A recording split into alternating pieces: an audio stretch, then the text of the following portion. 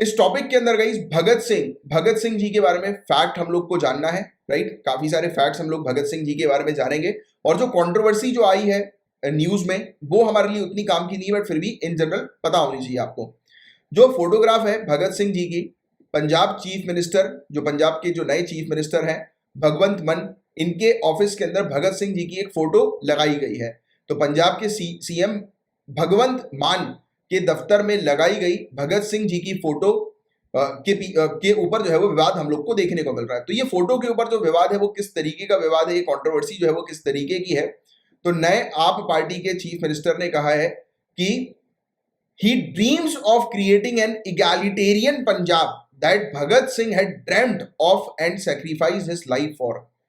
तो मुख्यमंत्री जी का कहना यह है कि वह उस समतावादी और भेदभावहीन पंजाब बनाने का सपना देखते हैं जिसका सपना भगत सिंह जी ने देखा था और जिसके लिए उन्होंने अपना जीवन बलिदान कर दिया, राइट। तो ये चीज इनका जो है वो कहना है, इसलिए भगत सिंह जी को सपोर्ट करते हैं। That is good, that is correct. Support को लेकर किसी को जो है वो अपना जो है वो गुरु मानना, किसी को सपोर्ट करना, किसी की आइडियोलॉजी को, किसी के विचार को, किसी के जो टारगेट जो होते हैं, गोल जो होते हैं, उसको अगर आप सपोर्ट कर रहे हो, उस पर अगर आप चल रहे हो, तो दैट इज गुड। ये कंट्रोवर्सी का हिस्सा नहीं। कंट्रोवर्सी का हिस्सा क्या है कि बसंती या फिर येलो कलर की पगड़ी जो भगत सिंह जी ने पहनी है, उनके ऑफिस पर जो फोटो है उस पर भगत सिंह जी ने येलो कलर की पगड़ी पहनी है, वो एक विवाद है।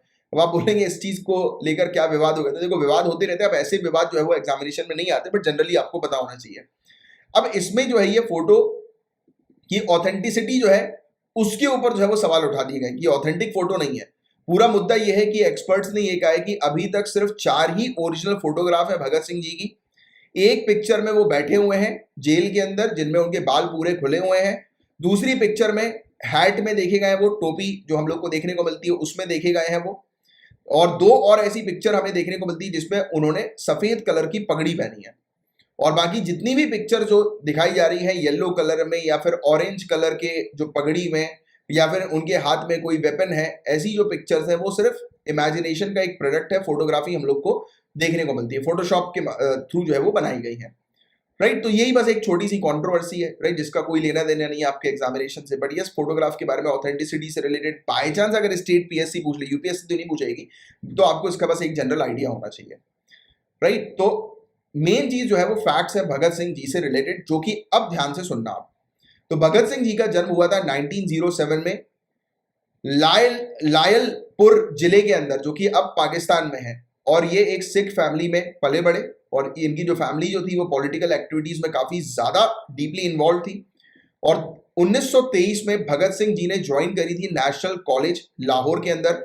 इन्होंने गठन किया था, मतलब एक्चुअली ये नेशनल कॉलेज जो लाहौर का था, नेशनल कॉलेज जो लाहौर का था उसका फाउंडेशन और उसको जो मैनेजमेंट जो किया गया था वो लाला लाजपत राय जी और भाई परमानंद जी के द्वारा किया गया था। और 1924 में कानपुर के अंदर ये मेंबर बन गए थे हिंदुस्तान रिपब्लिकन एसोसिएशन के, और जिस चीज को स्टार्ट किया था सचिंद्र नाथ सान्याल के द्वारा। तो देखो, ये सब जो चीजें हैं, जैसे कि हमने अभी बात करी नेशनल कॉलेज लाहौर, इसका गठन किसने किया? लाला लाजपत राय जी और भाई परमानंद जी के द्वारा। तो ये फैक्ट ध्यान में रखना है। दूसरा फैक्ट, एचआरए की शुरुआत किसने करी? सचिंद्र नाथ सान्याल जी के द्वारा की गई, राइट। और 1928 में एचआरए का नाम चेंज करके हिंदुस्तान रिपब्लिकन एसोसिएशन से हिंदुस्तान सोशलिस्ट रिपब्लिकन एसोसिएशन जो है वो कर दिया गया। तो ये पॉइंट ध्यान में रखिएगा। और 1925-1926 में भगत सिंह जी और उनके जो कलीग्स थे उन्होंने एक मिलिटेंट यूथ ऑर्गेनाइजेशन की शुरुआत करी जिसका नाम है नौजवान भारत सभा।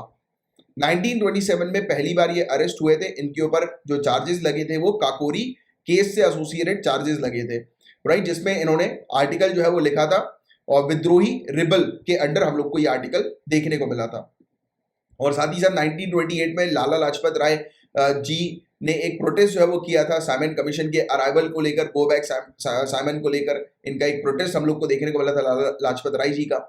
और जिसमें पुलिस जो है वो वहां पर आ गई, पुलिस ने जो है वो लाठी चार्ज किया और लाठी चार्ज के दौरान लाला लाजपत राय जी को सीवियरली इंजर्ड हुए वो, और फिर बाद में जाकर इलाज के दौरान इनकी जो है वो मृत्यु हो गई, राइट। और इसी चीज का बदला, लाला लाजपत राय जी की डेथ का बदला लेने के लिए भगत सिंह जी और उनके जो दोस्त यार थे, एसोसिएट्स जो थे, उन्होंने कत्ल कर दिया जेम्स ए स्कॉट का, जो कि एसपी था वहां का।